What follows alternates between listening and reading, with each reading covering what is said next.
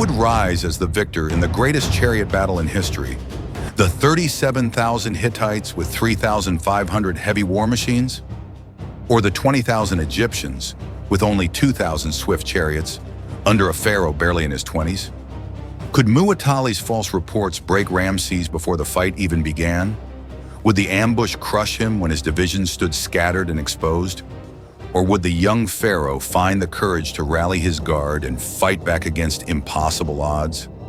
This was not just a clash of armies. This was a fight for Kadesh, the city that held the lifelines of the ancient Near East. As both empires closed in, the stage was ready. Bronze would clash, blood would flow, and history would remember what happened next.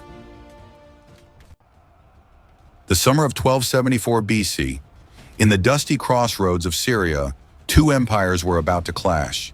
Not for glory, not for plunder, but for survival itself.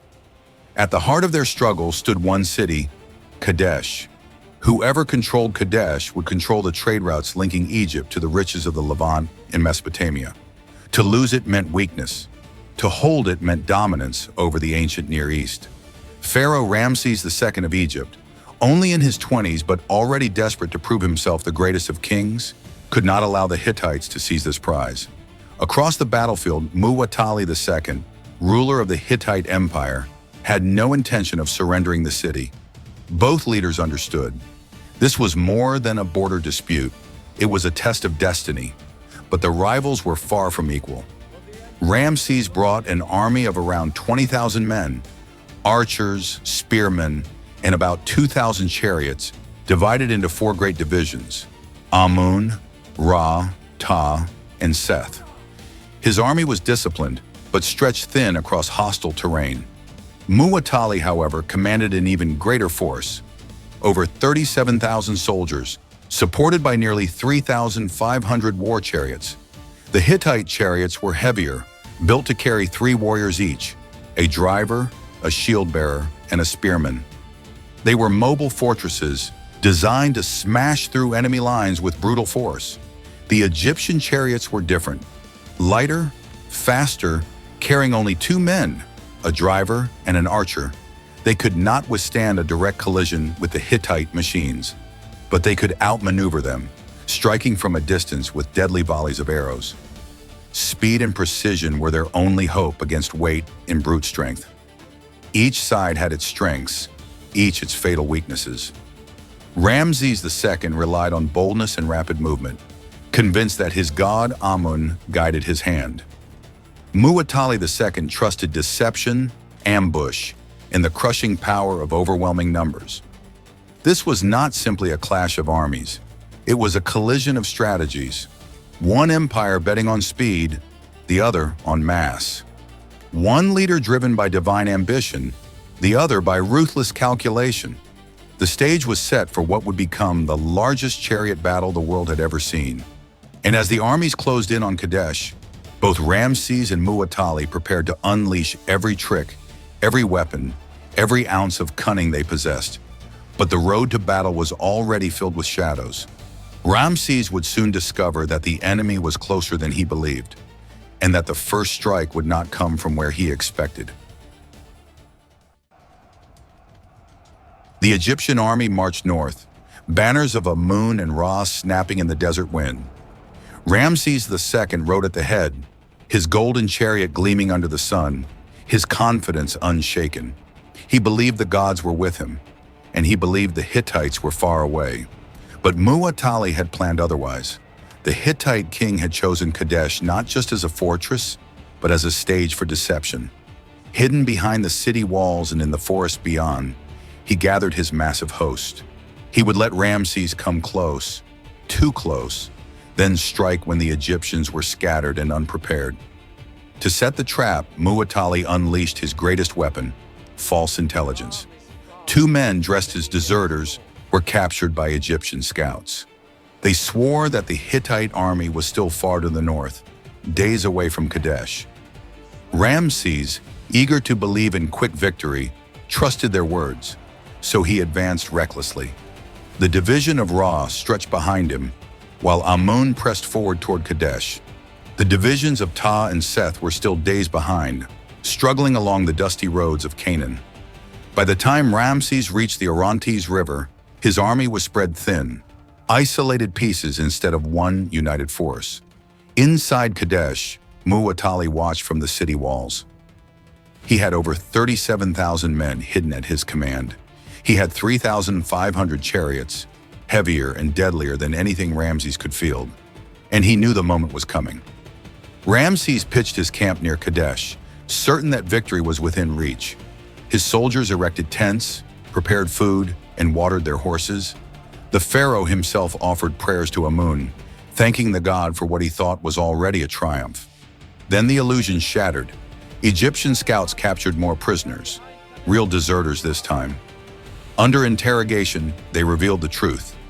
The entire Hittite army was not far away at all. It was hiding behind Kadesh, ready to strike. Ramses' blood ran cold.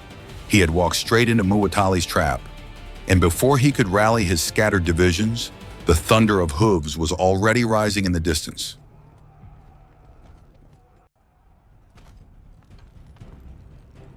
The ground began to tremble. At first it was a low murmur, a distant vibration. Then it grew into a roar, the thunder of 3,000 Hittite chariots exploding from behind Kadesh. Dust rose in great clouds, and the earth itself seemed to quake under the storm of hooves and wheels. The Egyptian division of Ra was the first to suffer. Stretched thin along the road, its men were caught completely unprepared. Hittite chariots slammed into their ranks like a tidal wave of bronze and wood. Spears pierced shields, axes split helmets. Horses screamed as iron wheels crushed men beneath them. The disciplined lines of Egypt shattered. Soldiers scattered, fleeing toward the river, chased by Hittite warriors who showed no mercy. Some were trampled in the water, others cut down as they tried to swim. It was slaughter. And then the Hittite tide rolled on, straight toward Ramses' camp. The Pharaoh's own division of Amun was still erecting tents when the enemy burst upon them. Panic spread like fire. Horses bolted. Servants dropped their loads and ran. The camp dissolved into chaos as the storm of chariots smashed through the Egyptian lines. Ramses himself was nearly swept away. His golden chariot rocked violently as Hittite warriors lunged at him with spears. Arrows hissed through the air. Shields splintered. Men screamed in terror. The Pharaoh's guards fought desperately, slashing and thrusting to keep him alive. It was war in its rawest form, chariots chasing men across open ground, blades flashing, dust and blood mingling in the scorching sun. The roar of combat echoed across the plain like the wrath of the gods.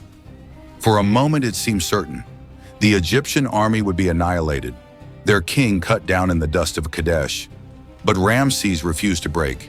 He tightened the reins, steadied his chariot, and prepared to fight, not just for his life, but for the very survival of Egypt. The Egyptian camp was collapsing. Tents burned, horses broke free of their tethers. Men scattered in terror, pursued by the relentless Hittite storm. Death was everywhere. But in the midst of the chaos, one figure stood unshaken. Ramses II, son of the gods, refused to fall. He seized the reins of his golden chariot, his eyes blazing with fury. Around him, his personal guard gathered, the last shield between Egypt and annihilation. With the roar of a lion, Ramses lifted his bow. Arrows flew in deadly arcs, striking down Hittite warriors who dared approach. Then, spurring his horses forward, he charged straight into the enemy tide. The Pharaoh's chariot cut through the battlefield like a lightning bolt. His guards followed, shouting war cries, spears thrusting, blades flashing in the sun. Wherever Ramses drove, the Egyptians rallied. Soldiers who moments before had fled now turned back, inspired by the sight of their king standing defiant against impossible odds. The Hittites, drunk on the thrill of slaughter, suddenly faced a different enemy, an enemy that refused to die. Their heavy chariots, once unstoppable, struggled to turn quickly enough to face the swift Egyptian counterattacks. Ramses darted in and out, loosing arrows, shattering morale. driving wedges into their formation. It was more than survival, it was defiance. Here was Ramses not hiding behind walls, not cowering in fear, but fighting with his own hands, proving to gods and men alike that he would not be broken. Still, the Hittites pressed hard. The battlefield was drenched in blood. Dust darkened the sky. The outcome hung by a thread. Ramses had bought his army precious moments, but it was not enough. He needed more than courage. He needed reinforcements. And from the south, through the choking dust, the banners of Ptah finally appeared on the horizon. The horizon blazed with new banners. The division of Ptah, long delayed on the dusty roads of Canaan, had finally arrived. Thousands of fresh Egyptian soldiers surged forward, their war cries cutting through the chaos like thunder. The battlefield shifted in an instant. From despair, hope was reborn. From near destruction, the Egyptians rose again. Ramses, his armor spattered with blood and dust, saw his reinforcements charging into the fray. He raised his bow high, signaling the counterattack. With a roar, the remnants of Amun and Ra joined Ptah, striking the Hittites with renewed fury. The plain erupted into madness. Egyptian chariots darted across the field, loosing volleys of arrows that cut down Hittite warriors. Infantry clashed in brutal hand-to-hand combat, spears stabbing, shields locking, swords ringing. Horses screamed as men fell beneath hooves. The Hittites, once confident in overwhelming numbers, now felt the balance shift. Their heavy chariots, so deadly in the first charge, became clumsy in the swirling melee. Egyptian speed and discipline began to tell. What had been an easy slaughter turned into a desperate struggle. Still, the battle raged with no mercy. Warriors fought until their arms gave out, until their blades dulled with blood. The dust of Kadesh was so thick it blotted out the sun, turning day into twilight. The screams of men and animals mingled with the clash of bronze, a symphony of war echoing across the ages. Neither side yielded. Ramses fought like a man possessed, his chariot striking fear wherever it rolled. Muwatalli's warriors hurled themselves forward again and again, determined to crush the Pharaoh once and for all. But the Egyptians held. The trap had failed to break them. Against all odds, Ramses had turned the tide. Yet as the sun dipped low over the Orontes River, one truth became clear. Though the battlefield was littered with corpses, though the ground ran red with blood, neither Egypt nor the Hittites had won an outright victory. The struggle for Kadesh was not over. It had only transformed into something greater than swords and chariots. As the sun set over the blood-soaked plains of Kadesh, silence finally fell. The cries of the wounded replaced the clash of bronze. Horses lay broken beside shattered chariots.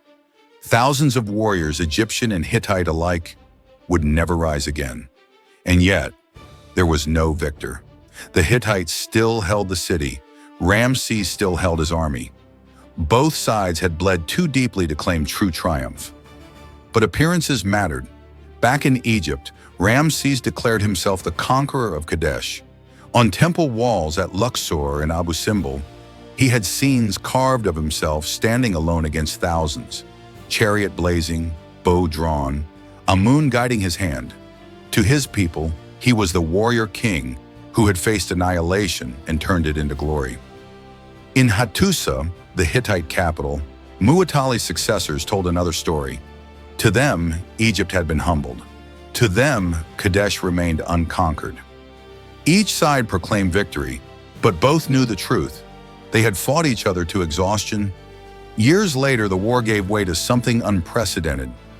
Egypt and the Hittites signed what is today considered the world's first recorded peace treaty, a pact of non-aggression and alliance, carved into stone, copies of which still survive. It was a recognition that neither empire could destroy the other, and that survival demanded compromise. The Battle of Kadesh thus became more than a clash of chariots. It was a lesson in the limits of power. It showed that even the mightiest kings, even armies of tens of thousands, could be brought to a standstill. And yet, from the dust and carnage, a legend was born. For centuries, Ramses II would be remembered as the pharaoh who stood unyielding in the face of overwhelming odds. Not because he won outright, but because he endured, he fought, and he refused to fall. The roar of the chariots has long since faded, but the story of Kadesh, the greatest chariot battle in human history, still echoes across time. A reminder that even in war, survival itself can be the greatest victory.